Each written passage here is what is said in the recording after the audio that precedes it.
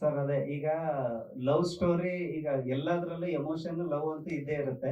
So ಅವ್ರದ್ದು flavour ಏನಿದೆ ಅದನ್ನ ಬಿಟ್ಟು ನಾವು ಬೇರೆ ಏನು ಮಾಡಿಲ್ಲ. ಅವ್ರೇನ್ ಕಾಮಿಕ್ ಆಗಿರ್ತಾರೆ ಅದೇ ತರ ಕ್ಯಾರೆಕ್ಟರೈಸೇಷನ್ ಇದೆ. ಸೊ ಆ ಕ್ಯಾರೆಕ್ಟರೈಸೇಷನ್ ಅಲ್ಲೇ ಲವ್ ಆದ್ರೆ ಎಷ್ಟು ಇನ್ ಡೆಪ್ತ್ ಆಗುತ್ತೆ. ಹಳ್ಳಿ ಕಡೆ ಈಗ ನಮ್ ಕಡೆ ಅಥವಾ ಈ ಕಡೆ ಅಂತಲ್ಲ, ಲವ್ ಯಾವುದೇ ಎಮೋಷನ್. ಸೊ ಅದನ್ನ ಎಷ್ಟು ಇನ್ ಡೆಪ್ತ್ ಆಗಿ ಹೋಗಿ ಕನೆಕ್ಟ್ ಆಗುತ್ತೆ. ಅದ್ರಲ್ಲಿ ಹೀರೋಯಿನ್ ಹೋರಾಡಿ ಈ ಹಳ್ಳಿ ಊರಲ್ಲಿ ಏನೋ ಮಾಡ್ತಾರೆ ಅಂತ ಆ ಒಂದು ಮ್ಯಾಟ್ರ್ ಏನ್ ಯಾವ್ದಕ್ಕೋಸ್ಕರ ಹೋರಾಡ್ತಾರೆ ಅನ್ನೋದೇ ಇಂಟ್ರೆಸ್ಟಿಂಗ್ ಮ್ಯಾಟ್ರು. ಸೊ ಅದಕ್ಕೋಸ್ಕರ ಇವ್ರದ್ದು ಇಡೀ ಈ ಲವ್ ಸ್ಟೋರಿ ಇಷ್ಟು ಚೆನ್ನಾಗಿ ನಡೀತಾ ಇರೋ ಲವ್ ಸ್ಟೋರಿ ಪೊಲಿಟಿಕಲ್ ಡ್ರಾಮಾ ಒಳಗಡೆ ಹೆಂಗ್ ಸಿಕ್ಕಾಕೊಳ್ಳುತ್ತೆ ಅನ್ನೋದೇ ಅಲ್ಲಿಂದ ಆ ಮೇಜರ್ ಟ್ವಿಸ್ಟ್. ಅದು ಆ ಮೇಜರ್ ಕಥೆದು ಎಳೆ ಅಂತ ಏನ್ ಹೇಳ್ತೀವಲ್ಲ ಅದಕ್ಕೆ ಸಬ್ಜೆಕ್ಟ್. ಸೊ ಅಲ್ಲಿ ನಮ್ಗೆ ಮೇಜರ್ ಕಂಟೆಂಟ್ ಏನ್ ಟ್ವಿಸ್ಟ್ ಆಗುತ್ತೆ ಅದು ತಬ್ಲಾ ನಾಣಿ ಸರ್ ಆ ಕ್ಯಾರೆಕ್ಟರ್ ಮಾಡಿ ಅಲ್ಲಿ ಅಂದ್ರೆ ಈ ಬೆಂಕಿ ಹಚ್ಚೋ ತರ ಇರುತ್ತಲ್ಲ, ಒಬ್ಬ ಸುಮ್ನಿರೋ ಒಬ್ಬ ಪೊಲಿಟಿಷಿಯನ್ ಗೆ ಫುಲ್ ಬೆಂಕಿ ಹಚ್ಚಿ ಬಿಟ್ಟಿರ್ತಾರೆ. ಸೊ ಆ ತರದ ಕ್ಯಾರೆಕ್ಟರ್ ಇಂದಾನೆ ಫುಲ್ ಎಲ್ಲ ರಿವೋಲ್ಟ್ ಆಗುತ್ತೆ. ಸೊ ಈ ತರದ ಒಂದು ಕಂಟೆಂಟ್ ಇಟ್ಕೊಂಡು ಅಲ್ಲಿಂದ ಫ್ಲೇವರ್ ಏನ್ ಬೇಕು ಅದ್ ಮಾಡಿದ್ದು. ಆಮೇಲೆ ಫೈಟ್ಸ್ ಇದಕ್ಕೆಲ್ಲ ಬಂದಾಗ ಆಕ್ಚುಲಿ ಶೂಟಿಂಗ್ ನಡಿಬೇಕಾದ್ರೆ ಬೆಳಗ್ಗೆ ಬಂದ್ರು ರಾತ್ರಿಯಿಂದ ಫೈಟ್ ಇತ್ತು. ಸೊ ಒಂದೇ ಫೈಟ್ ಇರೋದು. ಆ ಫೈಟ್ ಸ್ಟಾರ್ಟ್ ಮಾಡ್ಬೇಕಾದ್ರೆ ಹೀರೋ ರೆಗ್ಯುಲರ್ ಫೈಟ್ ಮಾಡಿಲ್ಲ ಅವರು ಪಾಪ. ಆಮೇಲೆ ಸುದಿ ಅವರು ಎಲ್ಲ ಮಾಡಿದ್ರು. ಅವರು ಎಷ್ಟು ಅದೆಲ್ಲ ನೆನ್ಪಿಟ್ಟು ಹೇಳಿದ್ದಾರೆ. ಸೊ ಥ್ಯಾಂಕ್ ಯು ಬಾಸ್, ನನ್ಗೆ ಅಷ್ಟೆಲ್ಲ ನೀವು ನೆನ್ಪಿಟ್ಟು ಹೇಳಿದಕ್ಕೆ. ಸೊ ಅಲ್ಲಿ ಬಂದ್ರು, ಅವ್ರು ಬಂದಾಗ ಚೆನ್ನಾಗಿದ್ದಾರೆ, ಸ್ಟಾರ್ಟ್ ಆಗುತ್ತೆ ಶೂಟಿಂಗ್ ಅನ್ಕೊಂಡೆ. ಅಲ್ಲಿ ಬರ್ತಿದಂಗೆ ಪಾಪ ಅವ್ರು ನನ್ಗೆ ಅಲ್ಲಿ ಬಂದು ಮೇಕಪ್ ಹಾಕೋವರೆಗೂ ಗೊತ್ತಿಲ್ಲ ಅವ್ರಿಗೆ.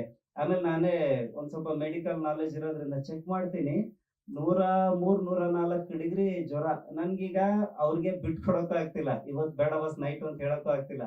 ಆ ನನ್ ಮುಖ ಎಕ್ಸ್ಪ್ರೆಷನ್ ಸರಿ ಬೇಡ ಇವತ್ತು ಅಂತ ಎಷ್ಟೇ ಫೋರ್ಸ್ ಮಾಡಿದ್ರು ಅವರು ಇಲ್ಲ ಬಾಸ್ ಇದು ನಡೀತಾ, ನೀವೇ ಡಾಕ್ಟರ್ ಅಲ್ವಾ, ನೀವೇ ಏನೋ ಟ್ರೀಟ್ ಮಾಡಿ ಸ್ಟಾರ್ಟ್ ಮಾಡಿ ಸರ್, ಶೂಟಿಂಗ್ ನಿಲ್ಸೋದು ಬೇಡ ಅಂತ ಹೇಳ್ಬಿಟ್ಟು 3 ಡೇಸ್ ಸರ್ ಅದೇ ಟೆಂಪರೇಚರ್ ಅಲ್ಲಿ ತುಂಬಾ ನನ್ಗೆ ಕೋಆಪರೇಟಿವ್ ಆಗಿ ವರ್ಕ್ ಮಾಡ್ಕೊಟ್ಟಿದ್ದಾರೆ. ಅಂಡ್ ಅವ್ರ ಕ್ಯಾರೆಕ್ಟರೈಸೇಷನ್ ಅಷ್ಟೇ ಚೆನ್ನಾಗಿದೆ.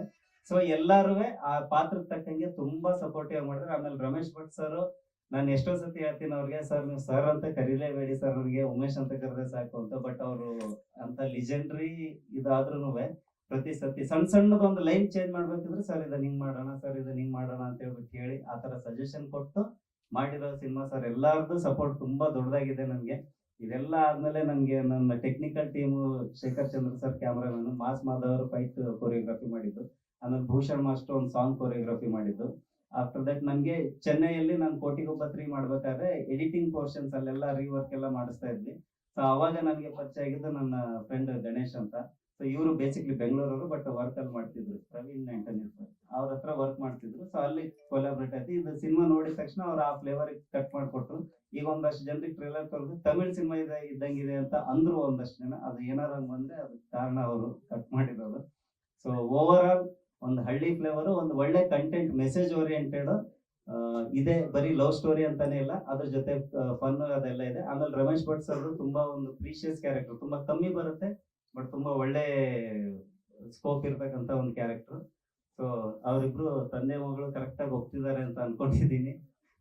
ಸೊ ಇಷ್ಟು ಸಿನಿಮಾದ ಫೆಬ್ರವರಿ 21 ಸರ್.